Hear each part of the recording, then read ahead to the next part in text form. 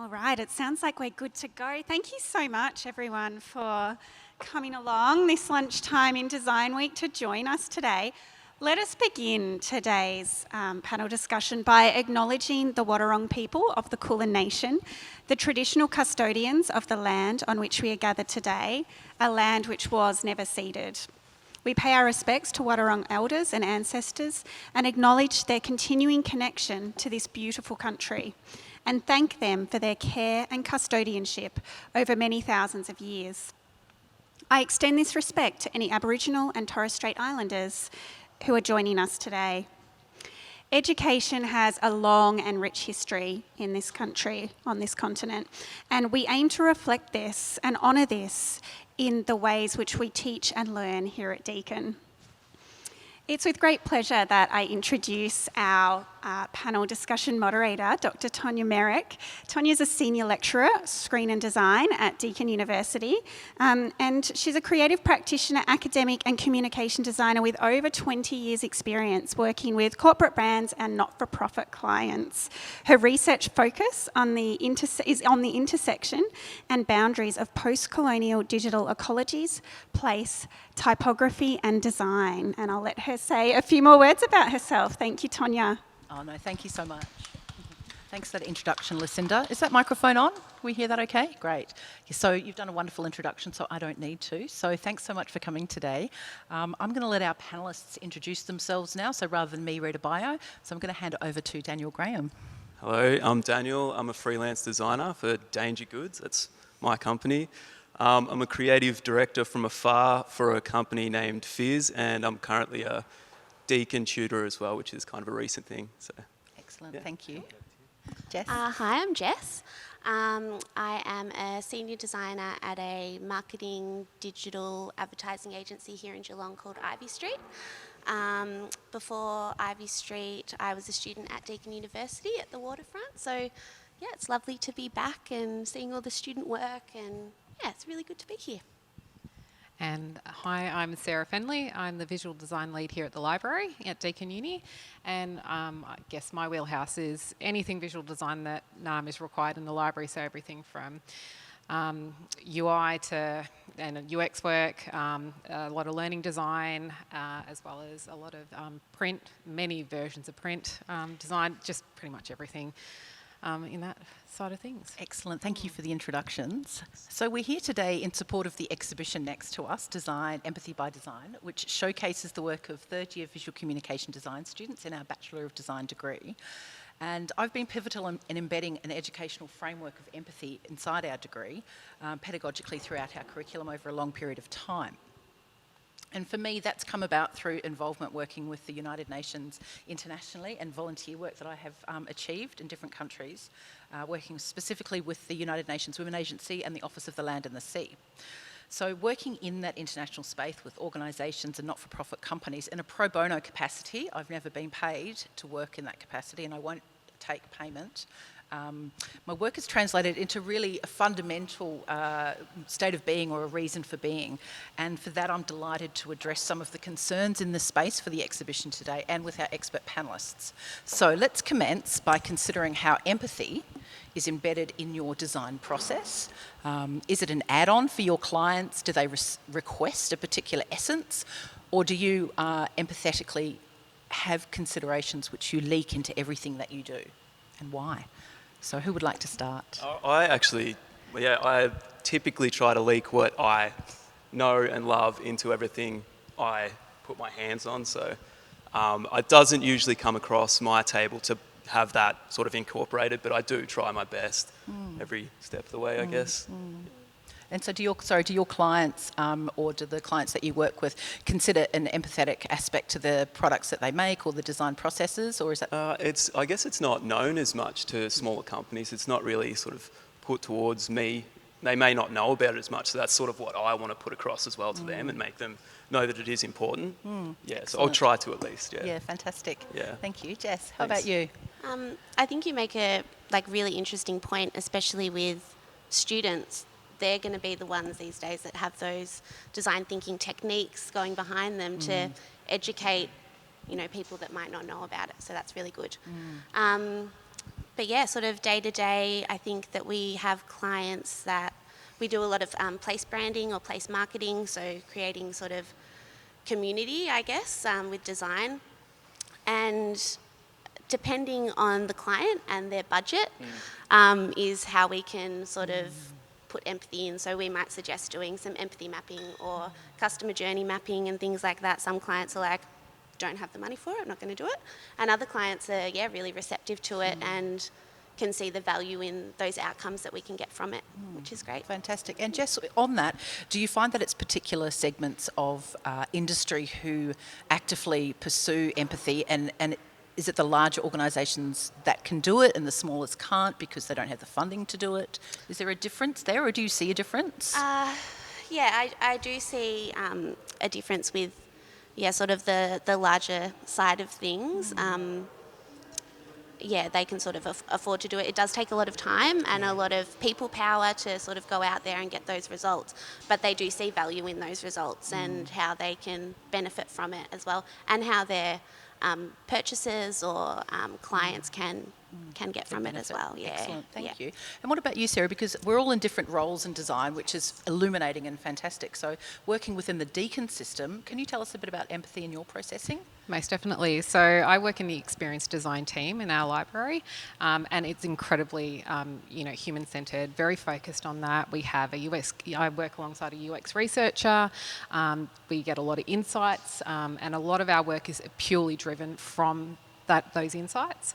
So we've got a lot of that data. I'm able to, any project that I'm sort of given, I'm able to tap into that resource and be able to say, okay, I want to test this, or can we go out and do some guerrilla testing with some students, or who are we, who are we creating this for? And it's really, really driven from that. That's really interesting. Yeah, which is great, and I think it's especially within the library. Like I found that, and it is very much in the wider university.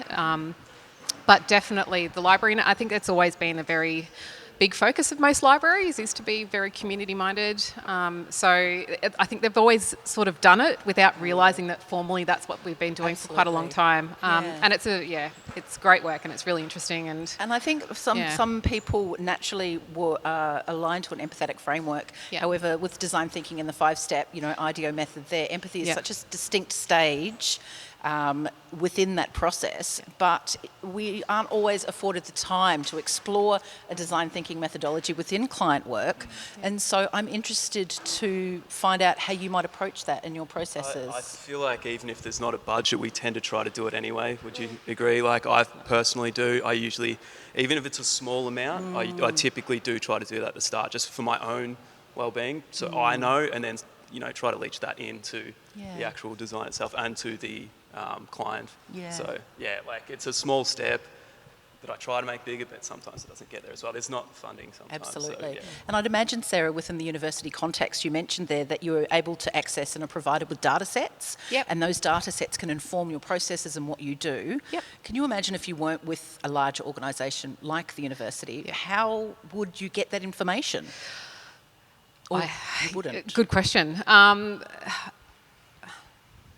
I would always try to with whatever I'm designing. I think no matter what, because that's the thing, you want, whatever you create, whatever you spend time doing, you don't want it to never be used. You don't want it to make somebody's life worse because of what you're creating. You want somebody to use that and have a great experience with it. And you don't want something shelved. I think we need those answers even if the client doesn't think they do. Exactly. That's where it is really for me. Definitely. Absolutely. And what about you, Jess? Are you finding that it's... no, actually, I did mention that between particular emphatic frameworks, but you brought in the curriculum notion and how you move from doing it within an undergraduate context, and now you're doing it in a business context. Did you see the parallels of what you may have studied relate to what you're doing now in industry with empathy? Yeah, absolutely. I think it's something that we sort of do almost automatically now within our sort of design process that we have at Ivy Street, and conducting that research for ourselves even when it may not be included. I think it's really important that it is sort of a foundation of design now. Absolutely.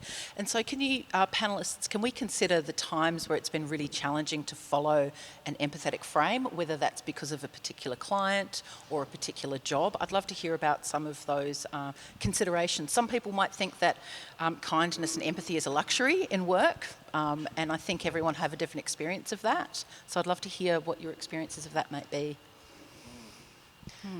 I feel like for myself anyway, sometimes it's the balance, especially if you work in a large organisation, of being able to balance people's agendas.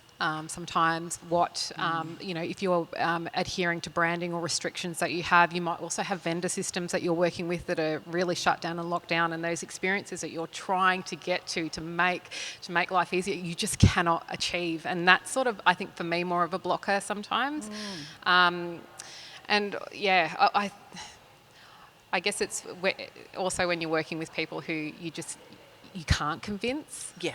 And that becomes really hard, or they've got very set ideas about who they think the people are that you're making something for, and that they know without really asking those people the questions or really looking into it, and you're sort of like, oh, how do I get this across? On that. And then, Sarah, within that frame also, I'm quite interested, are those colleagues that you work with, are they inside the design process, or are they client-based from outside that you have to convince, or is it team members?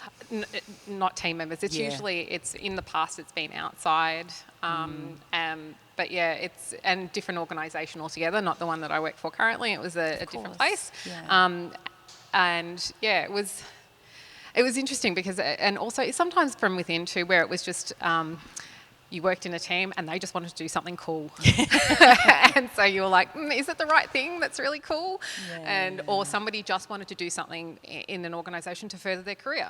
And so part of that was they wanted to make this thing, and you made the thing, and then it got shelved and nobody ever used it. And it's an interesting feeling.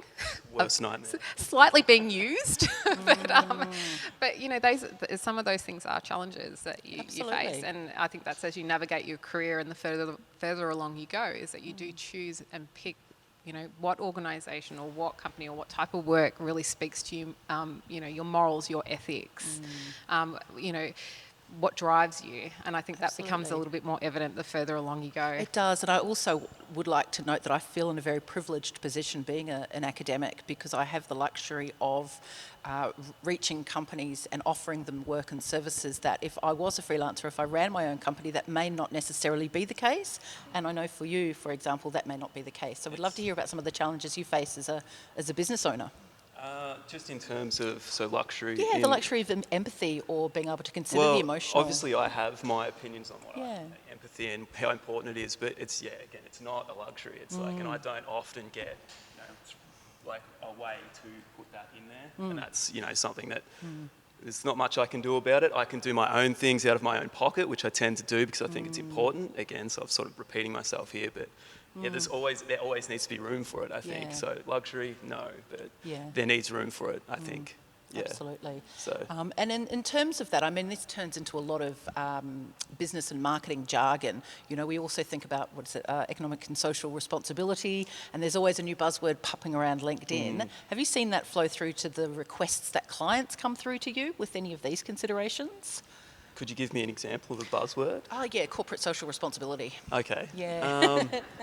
So I've worked with a lot of corporate, you know, jobs. So I don't know, I can't think of an example off the top of my head. I think there seems to be a way now where businesses, I mean, we know that design is a business literacy and it's a fundamental business literacy, but I believe too that the emotional and the empathetic considerations of all design is also part of that, but that gets missed. I think I've, you know, stopped working for people because I'm like, morally this isn't it's not, you know, achieving a lot, and that's, you know, part of my personal, you know, what I want and growth and where I want to put my abilities. So I guess, you know, that's the thing. I'll just move away from a company that I'm like maybe not aligning with. Yeah, absolutely. So whether that's luxury or not, that's me just deciding on that. Well, that's it, isn't it? We've got to make bread and butter, and that's a really hard thing. Yeah, and I still do have to, you know, absolutely. Money, so that's, very much so. And Jess, what about you? Like in terms of the way that client briefs might come through to you, are there mentions to address their strategy within the organisation, which speaks to their corporate and social responsibility, or are these things written into what you're seeing across your desk from new clients?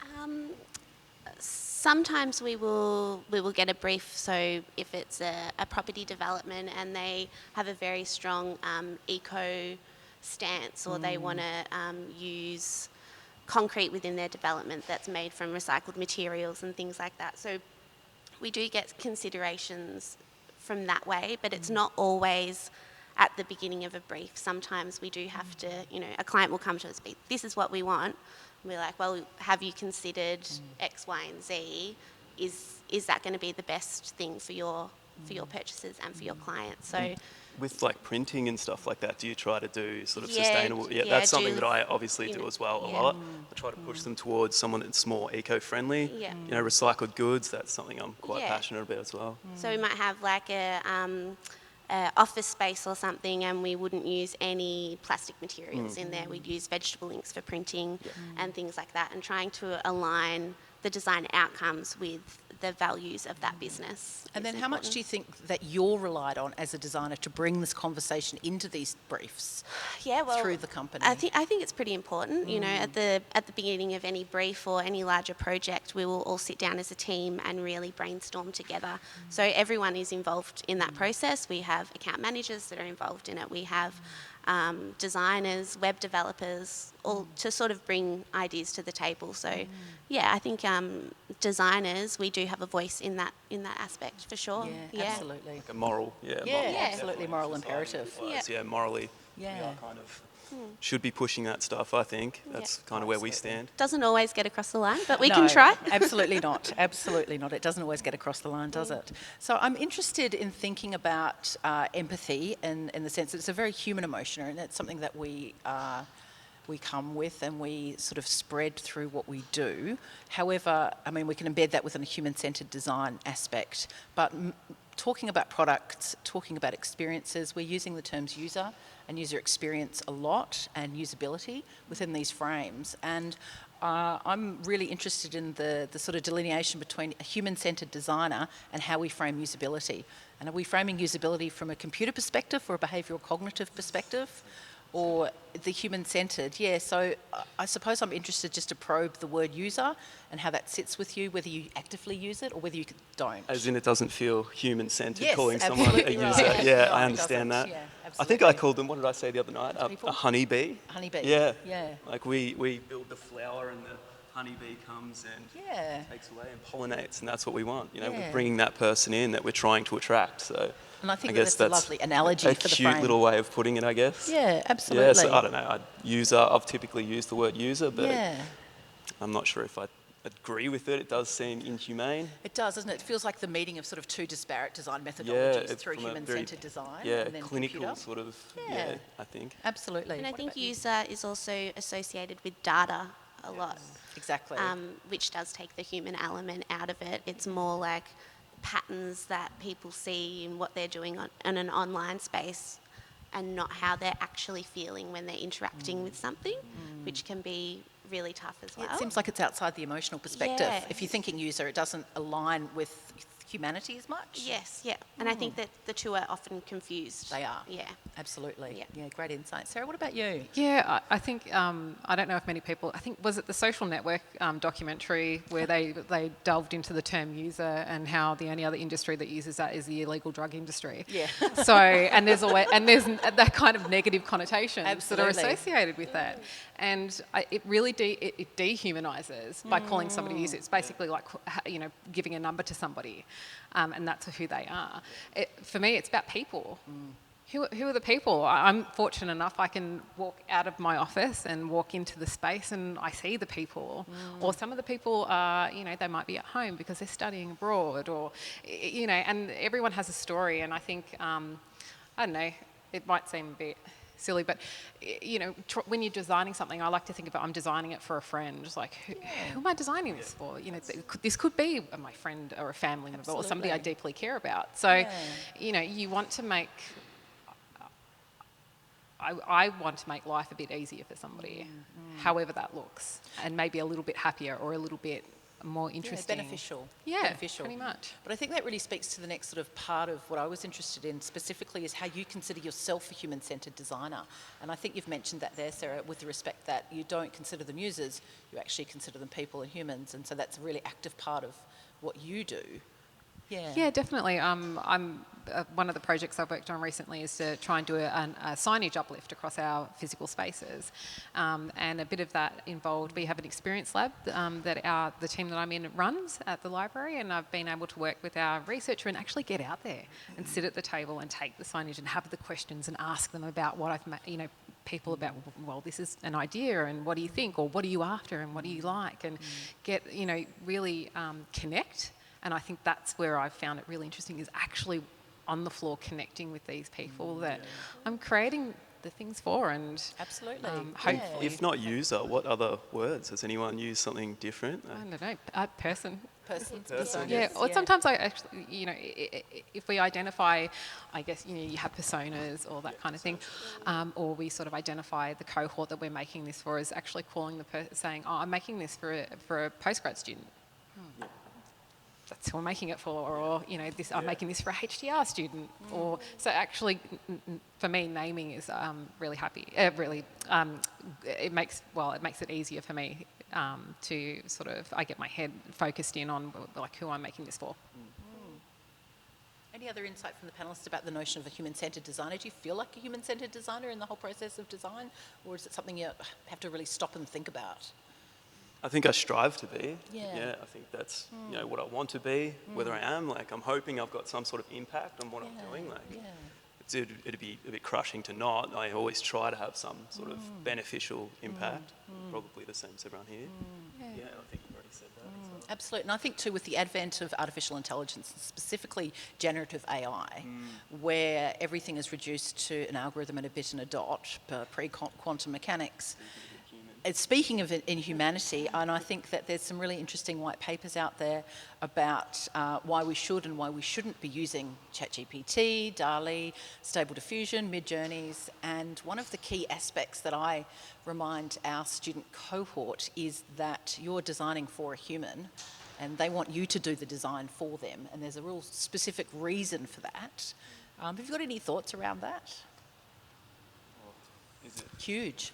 that is it too far gone to say that we shouldn't be using that? No, absolutely. Yeah. I think we need to harness it, don't we? But we need to ensure it doesn't it runs away to such a degree that all we're doing is feeding an algorithm, which we're then, It's eventually going to turn in on itself and only be fed by its own creation. Absolutely. So there'll be a point where it sort of suffocates itself, really. Yes, absolutely. And I think from what I've seen, that's already demonstrating itself. Starting to, yeah. I think I've seen that as well. Yeah, absolutely. There's no original output through, ChatGPT. Nothing's original in it. Yeah. Well, that's it, isn't it? Yeah, absolutely. What about our audience? Do we have any ideas or perspectives on generative AI or the investigation using AI in design? We'd love to hear from anyone. We've got a microphone coming around now for anyone. Mic. Anyone? Marie? Oh, no. I think we were... It's a big question. It's a good one. It's a really, really big question. Good. Yeah, well, About it a lot considering what I do, the intersection of digital and hand printed Absolutely. art, basically. Yeah.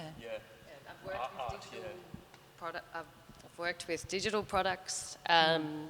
Was the first one in Australia actually to do digitally printed wallpapers. Fantastic. But decided to really stick with the hand printed, human made process and product, because looking into the future, I really saw that it was going to be extremely important to still have examples like that as these questions Absolutely. arose. Yeah. I think we were having a discussion before this, just general AI discussion, and we were saying about, technology and Illustrator having their own generated graphics and things, and the importance it actually is going to place on designers to have original... and authenticity. Authentic artwork, and how much more value will be placed on that. Which is, it's really interesting. It's so important, isn't it? And very important, yeah. Absolutely. And then tying in that human-centred approach, even more important. That's exactly right. And what about yourself, Sarah? Within the university construct, there's a lot of talk about AI systems and the application and what's okay and what's ethically acceptable.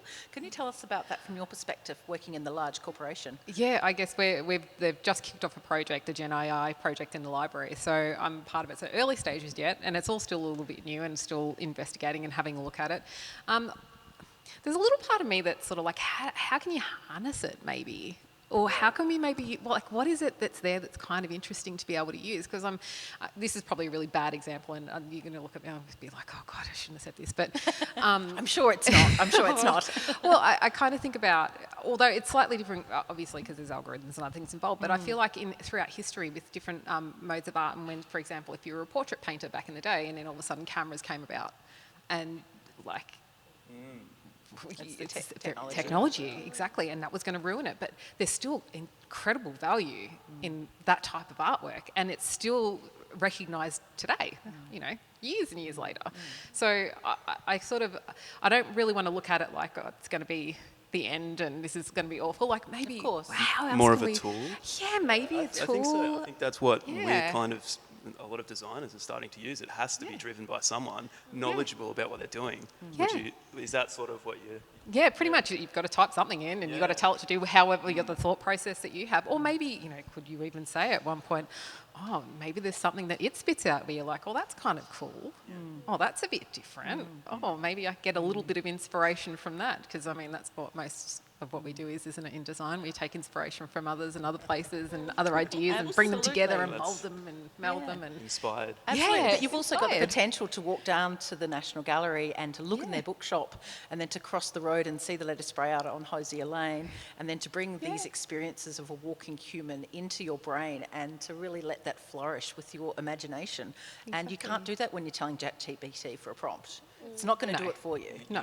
You won't get the same experience. No, you won't get the same experience. So, I mean, there's that technophobia, Yeah. which happens at the advent of photography, which happened at the desktop revolution, the democratisation of design, and now I think anyone who thinks that AI is going to take our jobs isn't aware of the landscape because it creates more opportunities. And I think we spoke about one of the sessions that you just attended, Jess, at South by Southwest in Sydney this week, and how it's going to spawn industries that we don't even know exists. Exactly, yeah. And rather than taking away work from people, it will, you know, create more jobs, which is great. And it can also be used as a tool for productivity that might free up our time to do more meaningful things. So we could sell it into clients, be like, we can save you time and money on this part by using AI, and we can, you know, do other things with the time and with the budget and all the rest. So. But even that feels a bit like a luxury. I'm remembering an advertisement in the 1960s for the vacuum cleaner, which was going to save everyone so much time. But what it really did is it actually put people back into their homes for a longer period to use said vacuum cleaner. And so there's a bit of a history of us having an expectation of something, but the reality is quite different. And I think we're on the cusp of that now. We have to be in front of it. We have to be able to harness it. We have to know and be beyond it so that we can bring it into our work, as long as we don't have to spend just as much time trying to do that. Because we're a very time poor. And more time being creative. Absolutely. I think if that frees up time for us to be more creative, that's where, you know, the value is, I think. Absolutely. I heard someone say in the difference between France's view on AI and America's view. So Interesting. they were saying that in France, they're like, this is going to be great. We can do 4 days work in a 4-day work week, and then we'll have 3 days off. And then in America, it's like, great, we can do 6 days work in 5 days, sort of thing. So it's like different views on productivity and how people are using it. That's very French. Yeah, is it going to be like, yes, this will give us more time, or we can just get more done in less amount of time? Absolutely. Yeah. It's that mindset, isn't it? It's either the technophobe, or we're going to harness it in a particular way, and it's going to benefit us in a particular way. Absolutely. Sarah, you're going to mention something? No, and that's like one of the things, I guess, working in an organisation is that you often want to create things or upskill staff who you're trying to create digital assets for, so they can make experiences that are great, because you can't do everything. And so I think there's a lot of leadership and sort of education that you can provide, staff or your colleagues about, how's the best, or the business, how's the best way to use this, and what's, how, again, can we get the best out of it to alleviate some time so that you can focus on those sort of big, high value projects. Absolutely. Pretty much. Absolutely. So look, we've covered quite a few topics at the moment, and we would like it to open up to the floor to more of a general conversation. We've sort of started talking about empathy and how that's framed within each of our work and goals, and then moving on to consider how usability or user experience is now considered, and then human-centred design, and then really to think about AI and how that's figured in all of it. So a lot of different points there, but I'm interested, because we've got such creative people in the audience today, if there's anything that you'd like to probe or any questions that you'd like to ask of the panellists. Hello. So in terms of a few of the projects in this exhibition, you can see that sustainability and environmental issues are really important, so particularly yours, Daniel, in terms of circular. And I wonder, a colleague a few nights ago mentioned planet-centred design. And that kind of got me thinking, do you think that planet-centred design is a progression from human-centred design, from this kind of the person to the planet as a whole? And I just kind of wondered if you had any thoughts on that. I think community, planet, I think so. I think that's where it should be progressing to. That's what I typically am very passionate about. Like, if anyone's seen my project, it's just over there. And it was about sustainability and reducing medical waste. And I was trying to close the loop.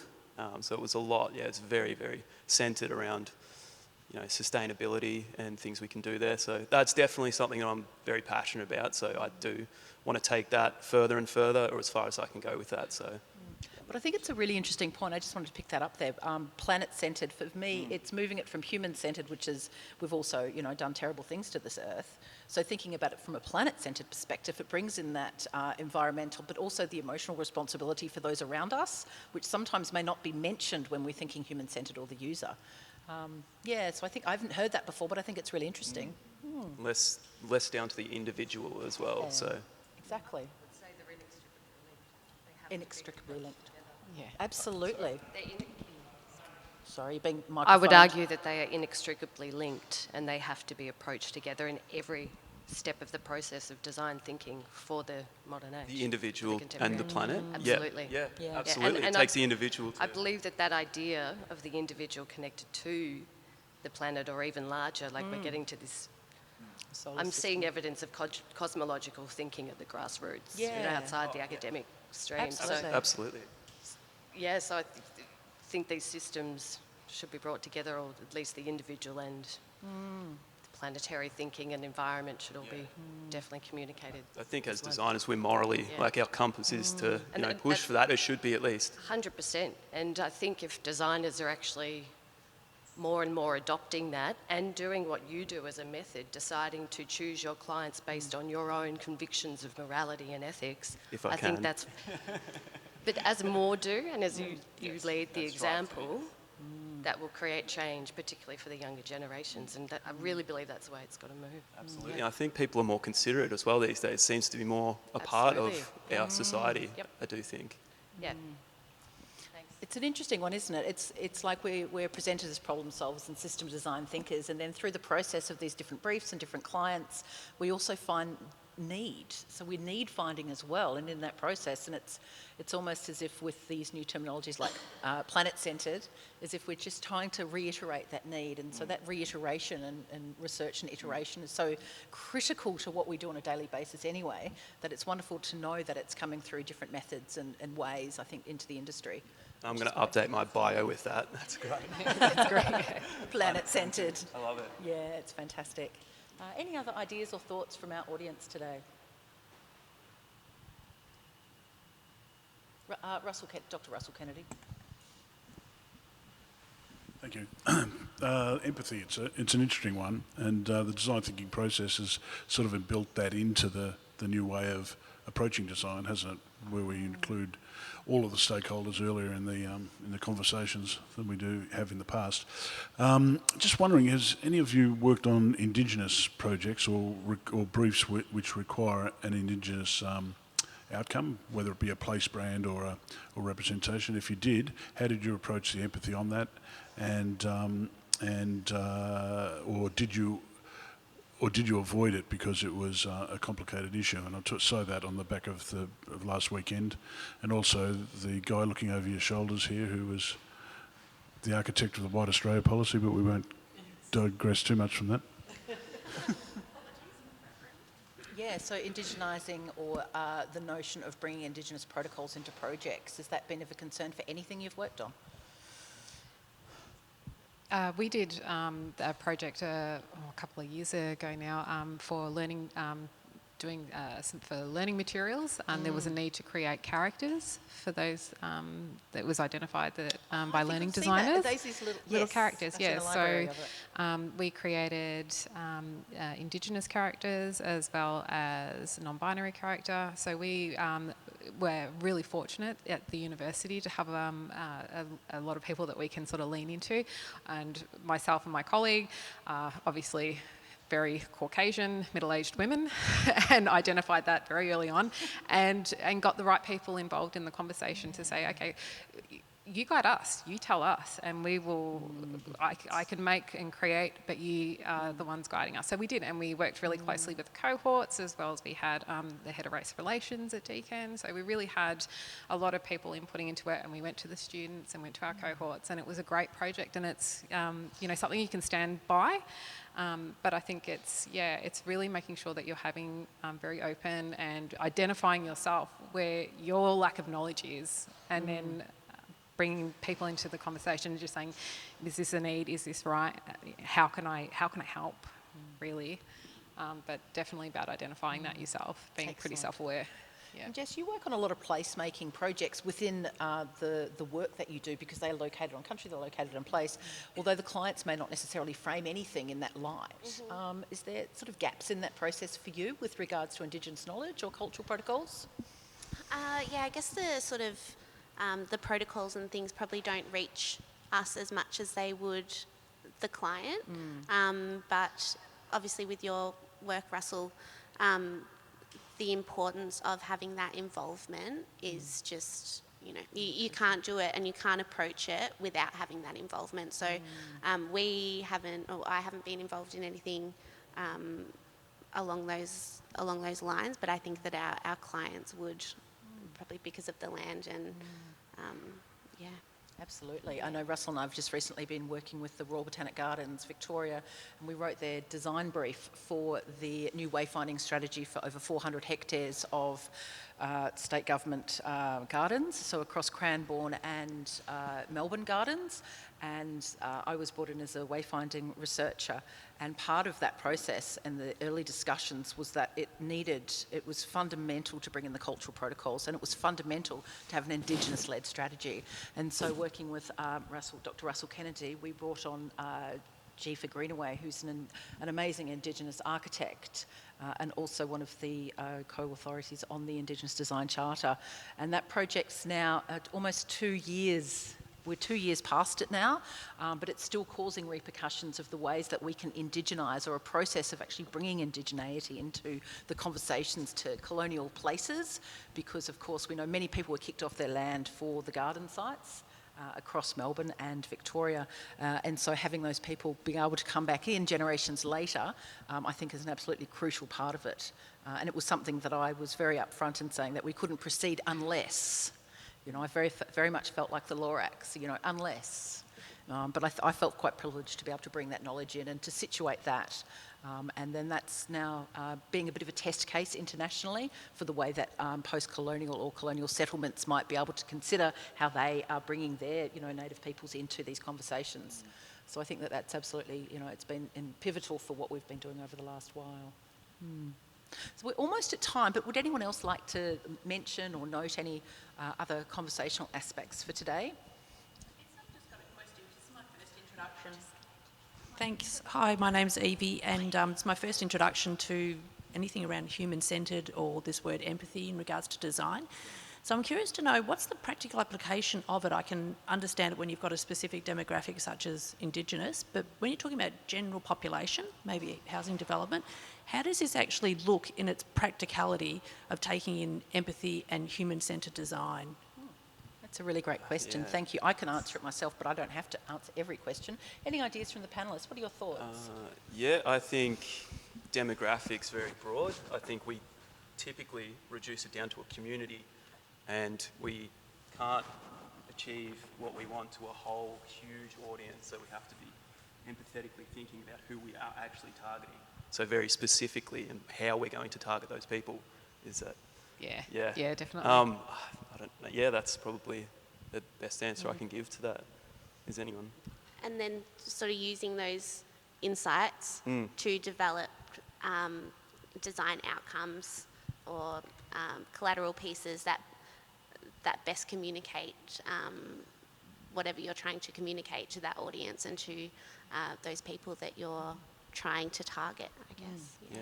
It's trying to find those kind of pain points as well that people have in their Yeah, experiences and where things are lacking, and trying to make that or helping them connect with whatever it is that you're designing or whatever it is you're making. And it could be as simple as for example, in the library there were issues with around quiet spaces and people knowing where those quiet sort of levels were for study. So you had people that might be down there, the signage we had was really ambiguous.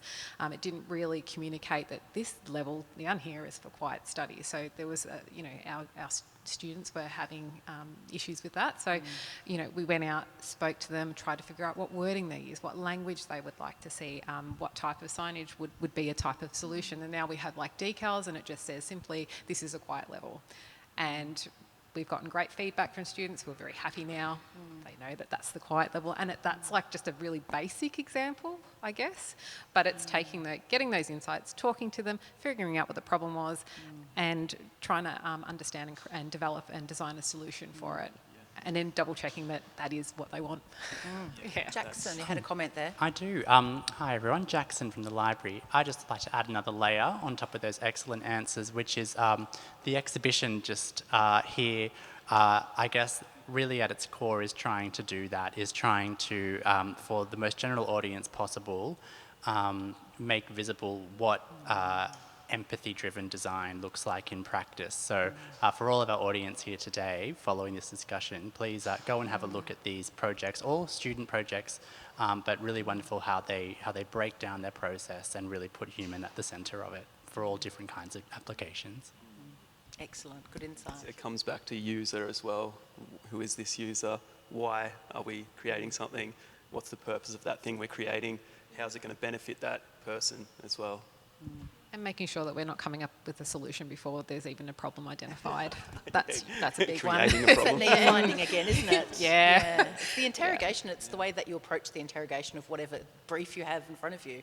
Yes, and over I'm not saying how long I've been working in this industry for, but at the very beginning, that really wasn't a thing. Back then, it was basically, what do you like? What do you think's cool? And let's just make that, and that'll retrofit, and people will just take that and they'll like it, and it'll solve the problem. But there's not even a problem because we just like the look of it. So it's very much changed over time, and it is a lot better now because there is a lot less wastage of what you're designing, pretty much.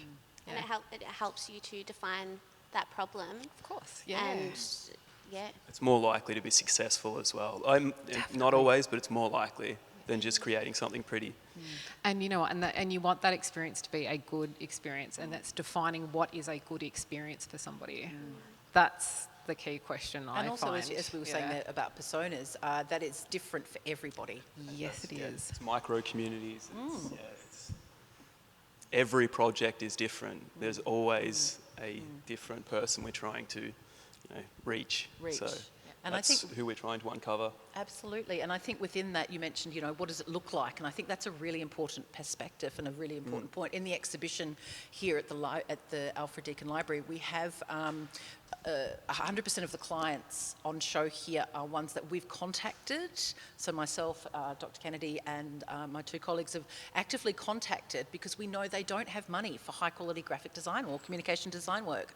And so we offer them an opportunity to work with a group of students in their third year program, and then the students have been trained for 2.5 years in these processes. And so each team of students then works with that industry partner, and you'll see here we've been working with Cottage by the Sea or the Asylum Seeker Resource Centre, the Jane Goodall Foundation, and so it's about, from my perspective, having it there for the students and reaching out to industry, but then it's for the students to do, and it might be cultural protocols like the Asylum Seeker Community Resource Centre, that's very much a cultural protocol, or it might be an environmental perspective like the Solaris project that you've done. So I think depending on the brief and depending on the process and the team will really drive that. Yeah. I think that's fantastic that you're doing that, because I remember back in ye olde times of my university experience, there was no job placement, there wasn't nothing like that. You walked out with a film reel and you hoped that it might be what the industry wanted at the time. Isn't it? Very, and I remember spending at least 6 months redoing my reel at the time, and I think it was the first year they had ever offered the course that I did. So it was it's so encouraging to hear how things have changed. And it's an invaluable piece of their education, of their students' education. And I think if all students can graduate with the expectations that they can give 5% of their time, and they donate 5% of their time to causes that benefit others in whatever way, shape or form, environmentally, empathetically, emotionally, cognitively, culturally, then that's contributing to the change in society. And I think ultimately it's the change that we want to see. Do you think the students are really grasping that and understanding that and desiring? These are two ex-students, let's ask them. Yeah, well, I actually started university a long time ago and then stopped and travelled and did some other, then came back, and I watched it completely change around the whole, everything about it changed. So at one point I was just doing things that were for pretty purposes, to make it look good, but it changed in that time. And I adopted it very quickly, and I can say now that I'm teaching as well that I do see the students adopting that and understanding it and at least trying to put it into practice. And I think if they don't understand it on that sort of level, they're still getting experience with the client, experience with a brief. I think that it's sort of setting those building blocks in your mind that, one day you're going to be like, oh shit. Absolutely. Yeah. It's the pay it forward mentality, I reckon, really, isn't it? Ultimately. Yeah. Any other questions or comments from the audience? I think we're almost at time. Got time for one more question, if anyone's always got time for one. Squeeze it out of someone. I have a quick question for Please Sarah. do. Okay, yeah. Do you find, obviously you've had a lot of experience in the design world, and do you think that working sort of in-house as a designer allows you to have a more empathetic and human-centred approach because you are, more connected with your direct client, essentially? Yeah, definitely. And I think it's really interesting. I definitely think you do, because you when you're here for quite a number of years, you do start to see, and you get to walk around, you get to meet the people.